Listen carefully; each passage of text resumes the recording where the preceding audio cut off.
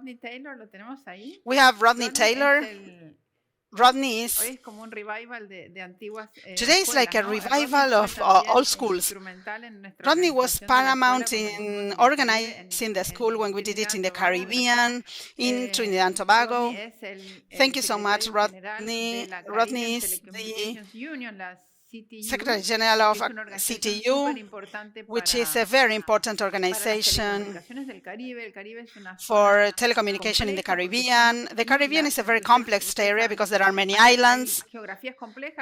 You know that the geography is complex in Argentina, Brazil, with many mountains and rivers, but in the Caribbean there are different islands, so connectivity is a different kind of challenge.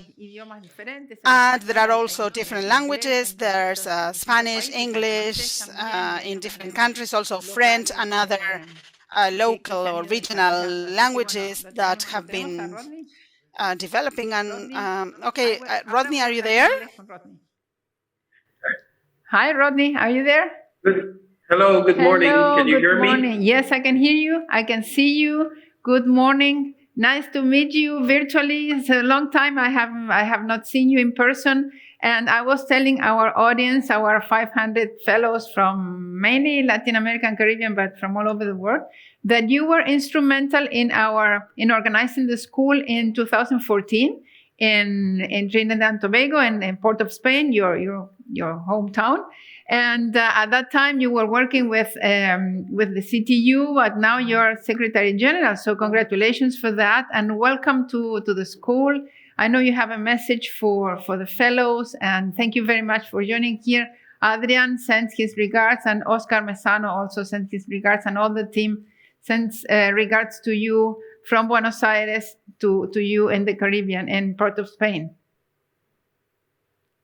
Thank you very much. Muchas gracias. Buenos dias.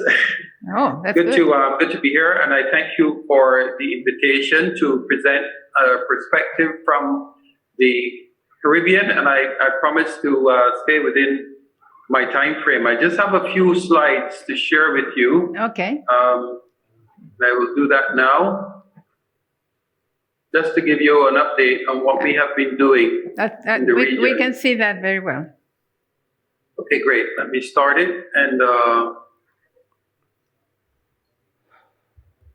okay, can you see it now clearly?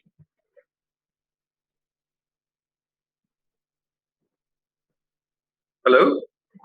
Okay, just confirming that you can see. If not, just let me know. Okay, so I'm just updating in terms of what we have been doing at the CTU in respect to internet governance. I'm pleased to say that we are on the 17th edition this year of the Caribbean Internet Governance Forum, one of the first in the world.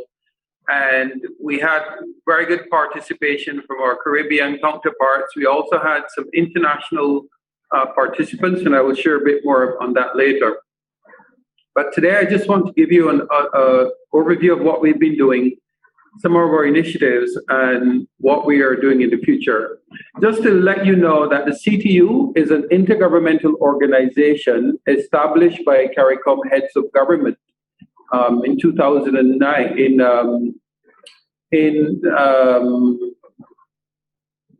1989, sorry. And its focus is on ICT harmonized policy formulation. So the harmonization of ICT policy within the region, and we have 20 member states. And of course, that ICT policy includes internet governance.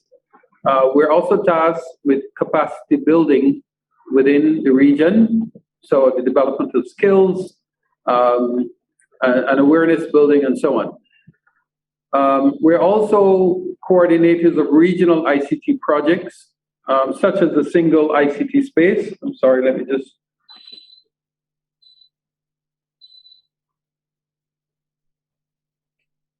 Apologize for that.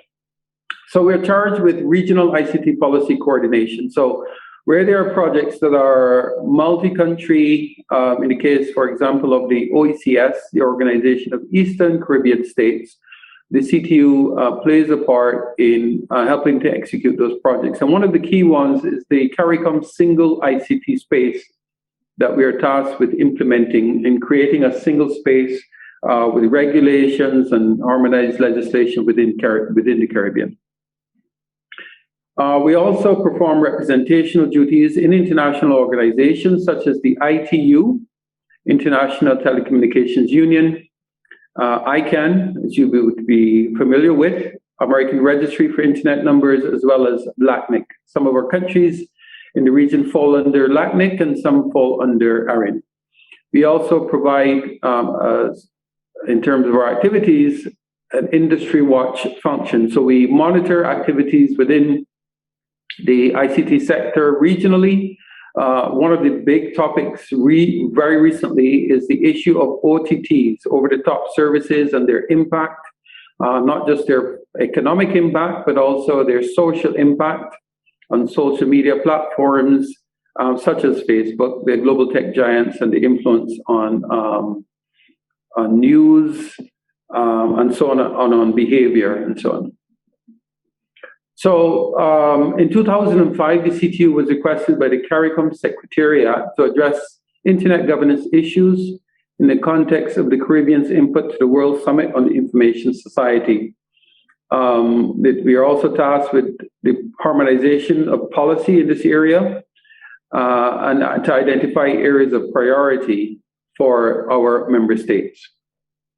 We also had a mandate to promote and accelerate the development and use of the internet within the region, so specific projects such as the establishment of IXPs, the adoption of IPv6, the adoption of autonomous system numbers for our regional governments, and so on, in an effort to ensure that the internet infrastructure was resilient.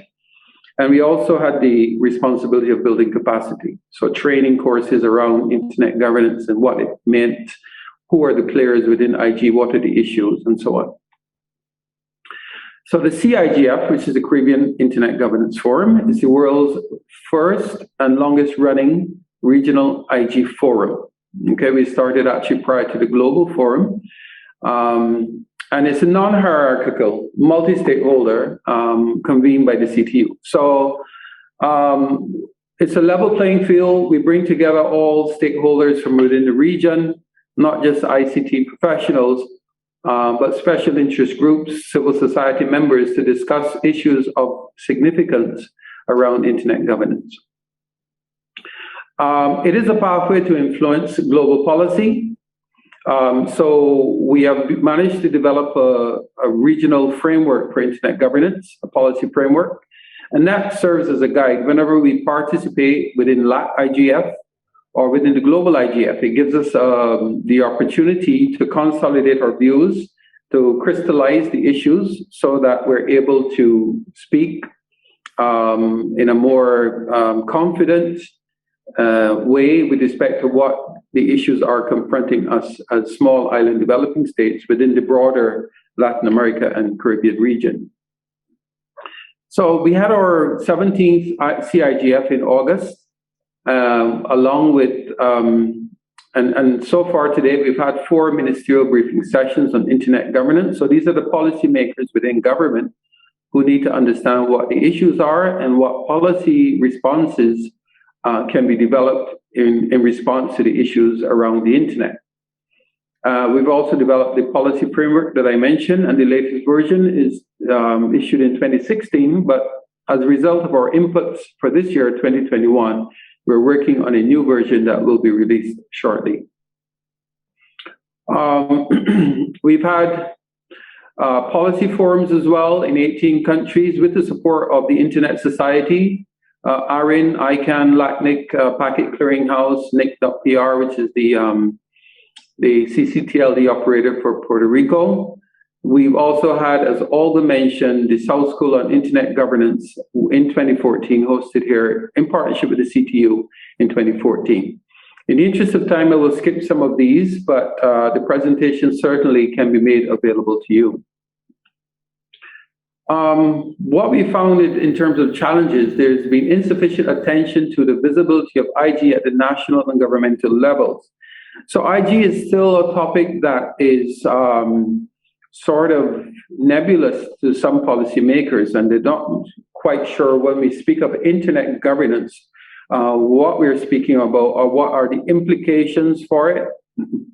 Even though we all rely on the internet every day, very often policymakers are not in tune with how global policy is developed around its use and further development, new standards, new protocols, and new issues, not all of them technical, of course, some of them social issues. And so this is a challenge within the region, as I'm sure it is in the wider region of Latin America and the rest of the world. There's a lack of capacity and organization at the national level to benefit fully from the CIGF and to address advanced national IG issues. I also worked in my previous capacity as the chairman of the Barbados chapter of the Internet Society. And in that capacity, we hosted 3 national IGFs, and it was very, very, very useful. And part of the challenge is the ongoing effort needed to facilitate that national discourse. We have sought to, in terms of our approach, to be collaborative with regional and international Internet ICT orgs. I mentioned many of them are in LACNIC, ICANN, and so on, because these organizations find it is easier to connect and communicate with the region within the CTU space and the CIGF, because we bring all of the countries together.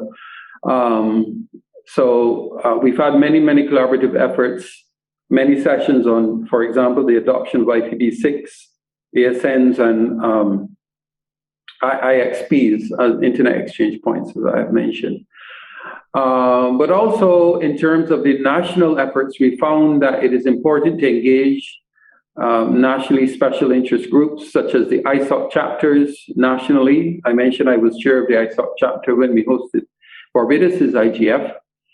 And so ISOC chapters are a good sort of base for the hosting of IGFs. But you also have, in the case of Trinidad and Tobago, multi-stakeholder advisory groups that have been formed, including computer society, that help to advance and keep the IG discussion going at the national level. We found also that there's a need for progressive awareness and education campaigns for different audiences, so not just the policymakers, but there are cybersecurity professionals, there are professionals in the field of education, in the education sector.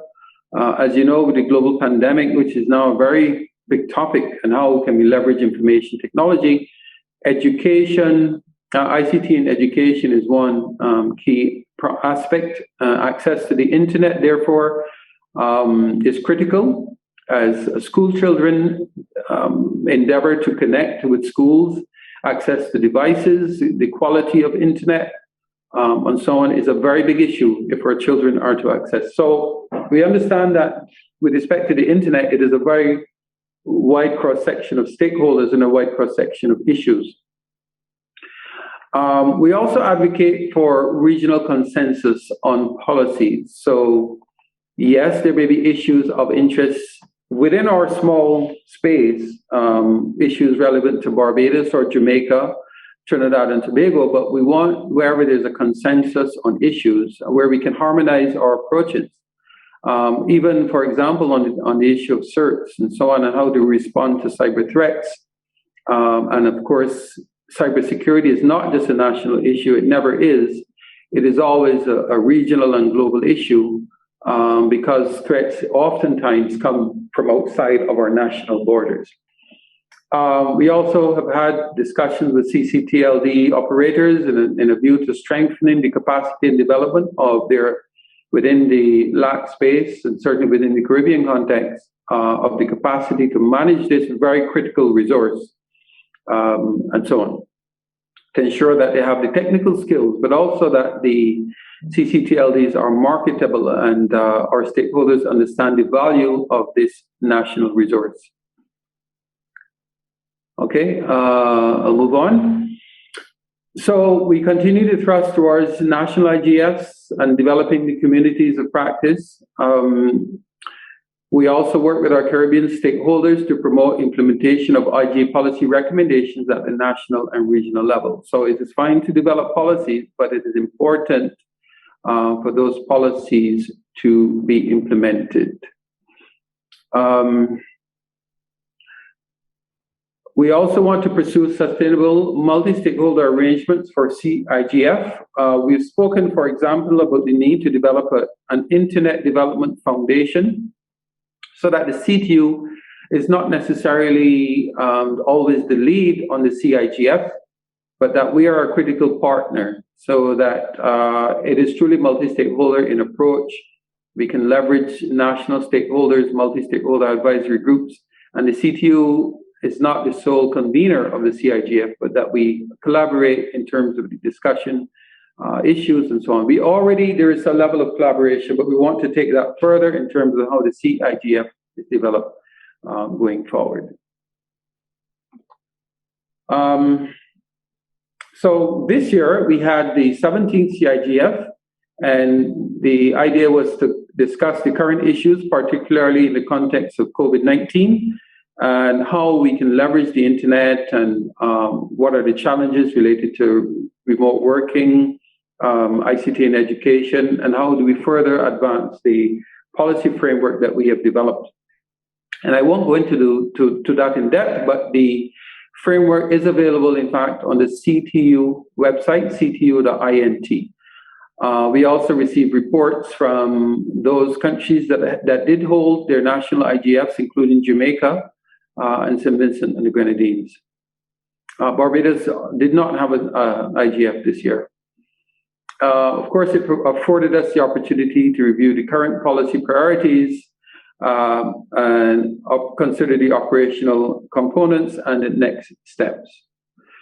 In terms of your own involvement, we certainly welcome wider participation within the CIGF, and it is open, of course. I don't recall the exact numbers, but we had in excess of 100 participants, and we would certainly welcome participation from a wider region within Latin America. In particular, how can we consolidate our views and our positions as we represent the region within ICANN, ITU, ARIN, and Latinx spaces. So I provided the links there to the CTU, and you'll find the policy framework there. And we invite you to actively participate in that and any of the follow-up meetings within the in terms of the CIGF. We also have a discussion forum on our website where issues are posted and you can respond, and it's there listed, and you can submit your comments for feedback. So with that, I want to thank you for the opportunity to update you on what we have been doing at the CTU in the CIGF space. And I certainly, if you have any questions, I'd be happy to entertain them. Thank you. Thank you. Thank you very much, Rodney. I would like to commend you because I remember, can you hear me? Yes, I can. I remember being in Tunis for the World Summit of Information Society. The IGF, the global IGF, was still not defined. And I was already knowing that you had an IGF defined and running in the Caribbean, and that's a merit of the CTU, and I've been following that for many years. And you have a substantial role in your region, which has challenges as other regions, sub-regions in Latin America, different geographies, but the challenge of different islands, it's a different from mountains or big countries like Argentina or Brazil. So I want to commend your organization. I would like to ask you a question. Which were the main challenges that you faced during this COVID-19 pandemic that many people had to work from home? How did the internet in the Caribbean functioned, and was it resilient enough for all the demand that you faced? So from all reports, yes, there was a level of resiliency. In many of our territories, we have fiber to the home, very robust connectivity up to gigabit speeds.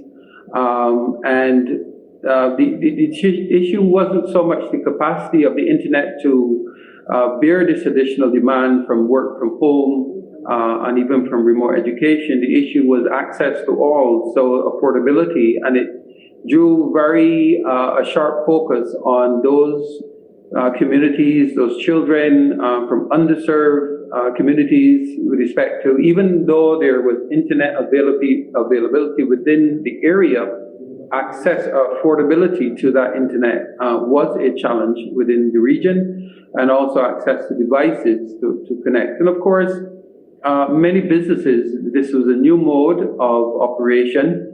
And so from a security perspective, and data protection perspective, to allow your workers to work from home remotely, in particular to access sensitive data without controls, also presented a challenge. So not so much the capacity of the internet. There's very good internet capacity. One of our issues we face is affordability and access to the internet and also to devices. And of course, from a cybersecurity perspective, we saw a significant spike in cybersecurity threats. So it's somehow the same challenges that the rest of the sub-regions in our region have been facing. Thank you very much for being with us this morning. Morning for us, morning for you also. Rodney, I send you our regards from Buenos Aires, our regards from Adrian and Oscar from our organization and all the team. And we will stay in touch. We want more involvement from the Caribbean in the next school. So I will get in touch with you and give you bring your perspectives into the new activities that we will organize. I hope that you have a nice weekend and a nice rest of the day. And thank you very much for your time. And regards to all the friends there in Trinidad and Tobago. Thank you very much. Have a good afternoon. You too. Bye. Thank you, Robin. Bye. Bueno, volvemos en como 7 minutos. Well, we are going to be back in like 7 minutes. And we have a panel in English on IDF.